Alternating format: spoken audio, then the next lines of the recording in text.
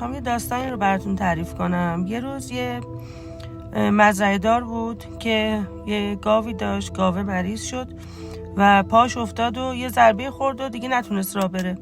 بردش پیش دکتر. دکتر برگشت گفتش که دامپزشک بهش برگشت گفت که این گاو اگه تا 3 روز دیگه راه نره باید بکشیش. گوسفند میشنوه، میره به گاوه میگه هر جو شده تو باید راه بری تا روز 3. روز اول میشه گاوه نمیتونه راه بره. گوسفنده باز دوباره اصرار که تو رو میکشن، حتما باید راه بری. روز 2 میشه باز گاوه نمیتونه راه بره. روز 3 میشه دیگه گاوه به خودش میاد، شروع میکنه راه رفتن و صاحب مزرعه یا همون مزرعه داره که خیلی خوشحال میشه گوسفنده رو به یمن این که گاوش تونسته راه بره قربونی میکنه. پس دوست عزیز این یه نتیجه داره برای شما که به هر گاوی کمک نکن.